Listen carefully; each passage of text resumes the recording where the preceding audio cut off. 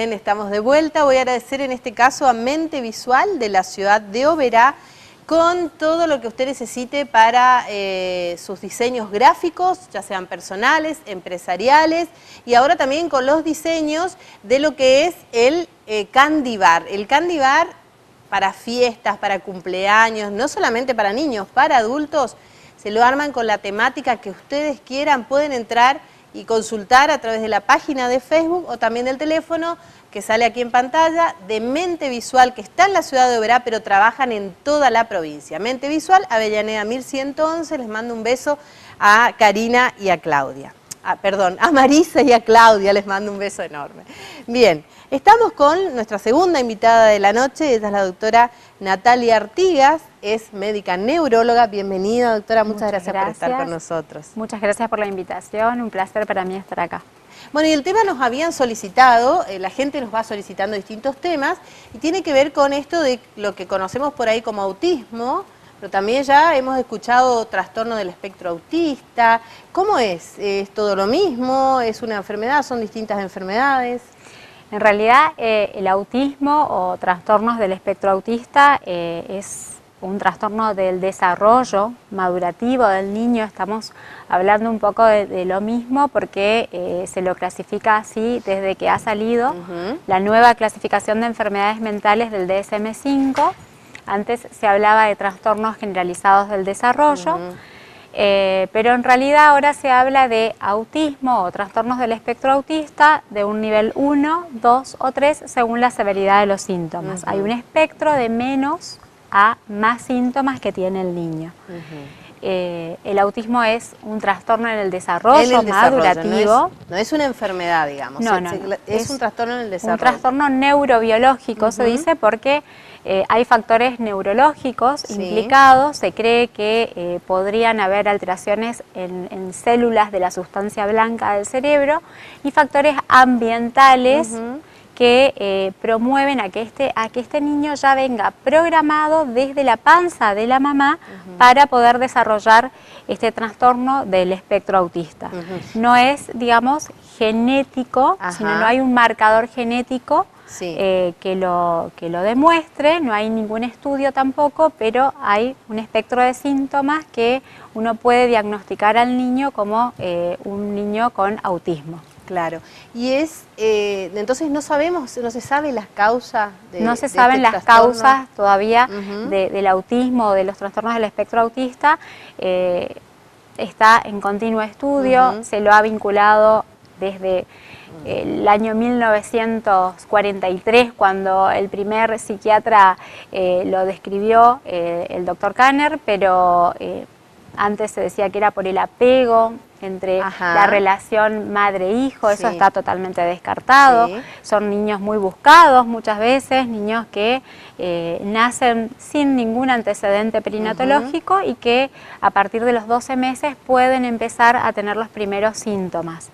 El diagnóstico generalmente nosotros lo hacemos a partir de los 18 a 24 meses. Ese es, digamos, la edad etaria que uno puede hacer un diagnóstico más certero, pero ya a los 12 meses muchas veces se captan los primeros síntomas en el niño. Claro, ya se pueden ir viendo los primeros síntomas. Y bueno, el tema del diagnóstico, ¿quién diagnostica esta enfermedad? Bueno, para empezar con el diagnóstico uno tiene que saber que el autismo tiene una tríada. Que son los trastornos del lenguaje, es un niño que directamente no habla o tiene un lenguaje peculiar, por ejemplo, con ecolalias, que es repetir continuamente lo que le pregunta la mamá o el papá. Tiene un trastorno en la comunicación, un trastorno ya sea para el lenguaje, como dije recién, o para comunicarse con el otro, la interacción social. Es como un niño que está más en sí mismo. Retraído, diríamos. Retraído, tal cual. Que no tiene la intención tampoco social para jugar con otros, es un juego más solitario. Y en los primeros 12 meses, por ejemplo, es un niño que no señala. Ese es el primer lenguaje gestual del niño. El niño señala lo que quiere o señala o hace chau, y responde generalmente al nombre a partir de los 12 meses. Eso es lo que primero le llama la atención a los papás. es, como dije, también una alteración en el juego, es un juego que no es el acorde a la edad, no hay juego simbólico, es un juego muy repetitivo, tiene como obsesión por determinados objetos, por ejemplo los dinosaurios o autitos o trenes, y también tiene poca interacción visual, tiene, mira poco. El contacto visual, El contacto visual por ejemplo, es lo que si le llama toman la el pecho, atención. ¿le puede llamar la atención a la mamá la falta de contacto visual? Mira poco. Ajá. Generalmente son niños que los papás los llaman y muchas veces piensan que son hipoacúsicos, por ejemplo, porque no responden al nombre, pero en realidad si ellos están mirando la tele o escuchan alguna canción de algún dibujo que a ellos sí les interesa, van corriendo, ¿sí? Claro. Entonces, la tríada es los trastornos en la comunicación o del lenguaje, trastornos en el juego, ¿sí? Y el trastorno en la interacción social con el otro, ¿sí? Tiene poca atención conjunta, no responde a lo que el papá, por ejemplo, le muestra algo y no le interesa, es solamente lo que le interesa al niño.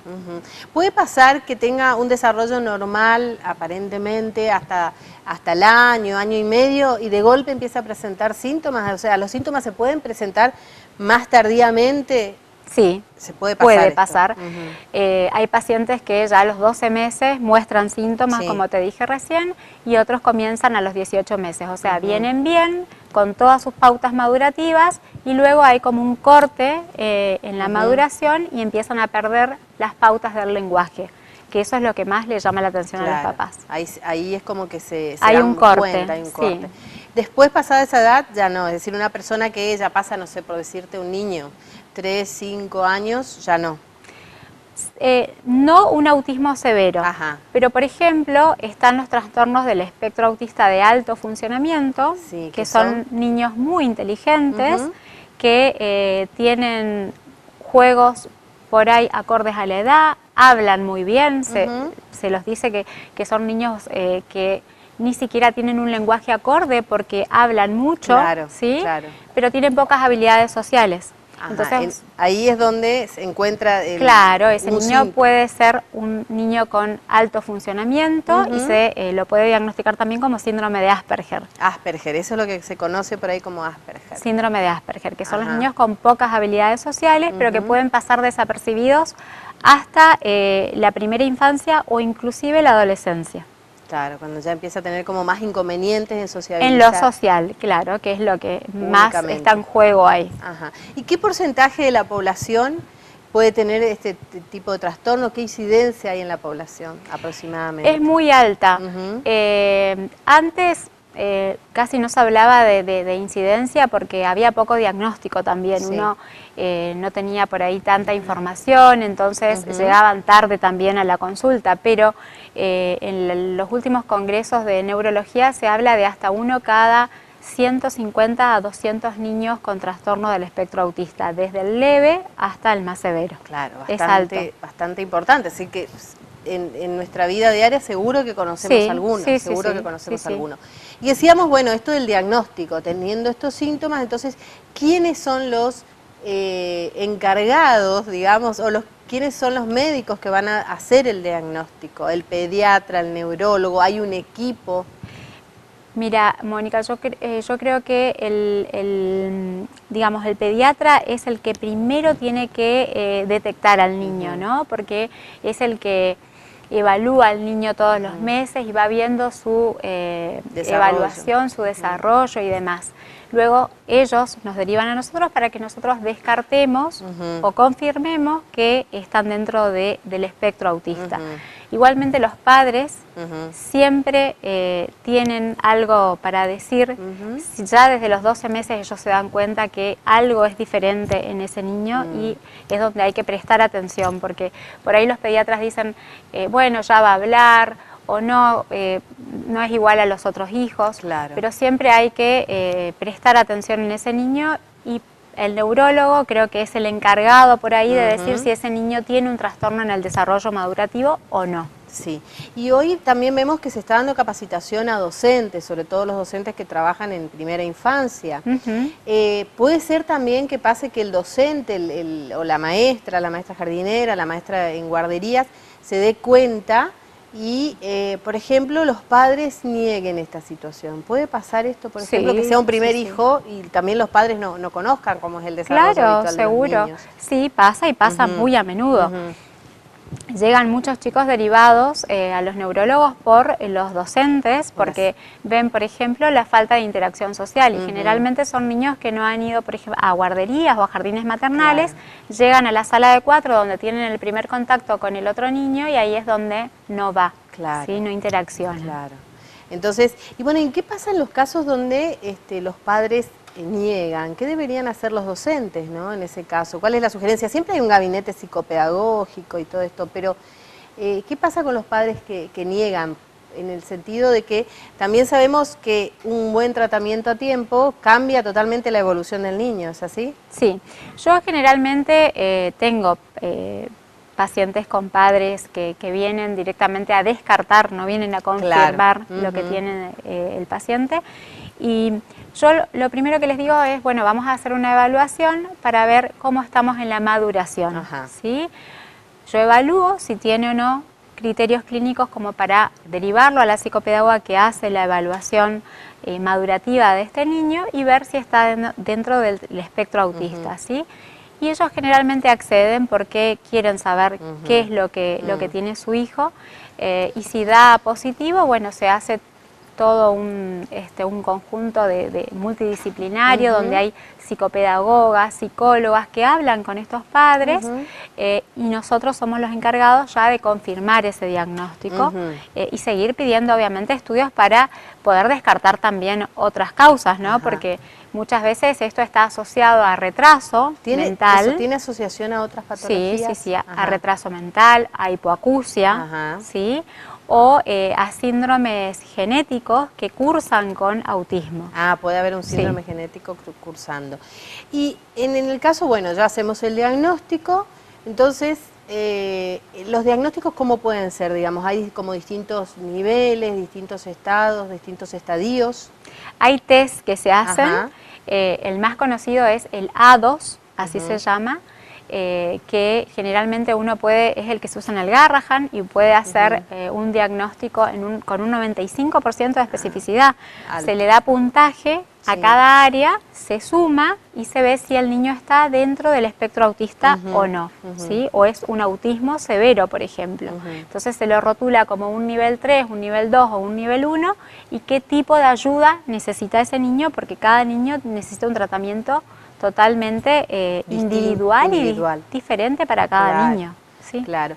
Y bueno, ¿qué diferencia hay entre un niño tratado a un niño que no se lo trata, digamos? ¿Cuál es la importancia de ese diagnóstico temprano?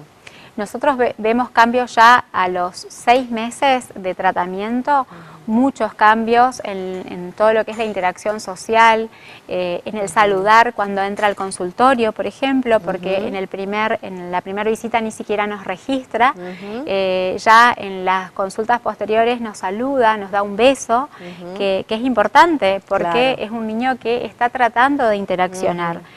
Algunos dicen sus primeras palabras o tratan de comunicarse, los que no tienen lenguaje se usan unos pictogramas que va señalando la necesidad que tiene, ¿sí? Que es importante poder comunicarse con esa mamá o ese papá que no entiende mucho de este mundo, pero que necesita comunicarse de alguna manera con su hijo.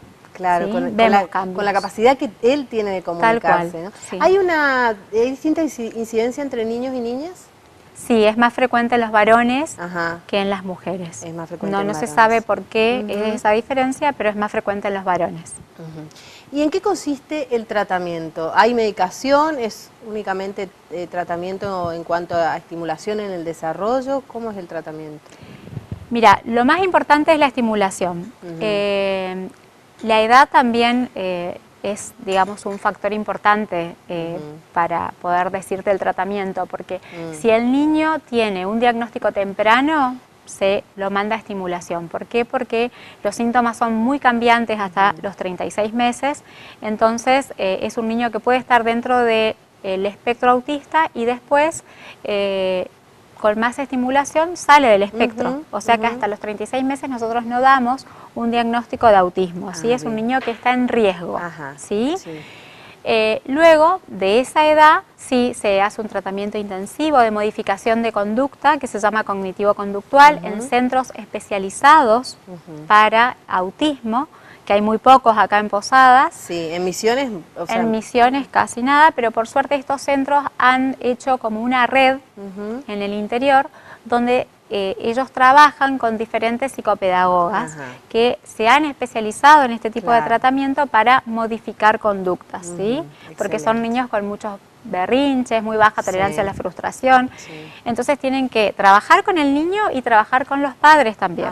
Se hace una orientación a los padres de cómo tratar al niño en la casa. Y después también en esto de la integración del niño en las escuelas. En las escuelas. Generalmente uno trata de que el niño en la sala de 4, sala de 5, esté en una escuela común con una maestra especial, integradora, que lo va a integrar con los otros niños, lo va a ayudar a que explote sus habilidades sociales, ¿sí? Que son pocas generalmente. Claro, pero van teniendo como resultados, y esto es para los padres, para la familia y también para los demás compañeritos, ¿no? Que van integrando a alguien que por ahí no es tan parecido a ellos, pero lo integran, juegan y ya saben sus acciones, sus movimientos, enriquece a todos. Las maestras integradoras lo ayudan mucho a estos niños a que ellos puedan integrarse con sus compañeros y que puedan también trabajar en la atención, en la concentración, que generalmente cursa también con un déficit de atención. Y hoy se está dando capacitación también como decía, a los maestros, ¿no? A los maestros comunes. Sí, que antes no había. Claro. Y también hay diplomaturas que se hacen en Buenos Aires. Muchas psicopedagogas que están acá en Posadas han hecho con el doctor Ruggeri, que es del Garrahan, y se preparan para hacer este tipo de tratamiento. No cualquier psicopedagoga lo puede hacer. Claro, tiene que ser específicamente para esto. Tal cual. Hay además asociación de padres también. Hay asociación de padres, APADEA, que es la asociación de padres de niños con autismo, donde también favorece a que estos padres tengan una contención para poder entender un poco más desde el lugar de padres, ser entendidos por otros padres que están pasando lo mismo. La misma situación, y hace a una calidad de vida totalmente distinta totalmente para todos. Diferente, sí. ¿Dónde la pueden encontrar, doctora, usted, para consultar en algún caso que tengan duda con respecto a esto o a cualquier otro tema que tenga que ver con neurología?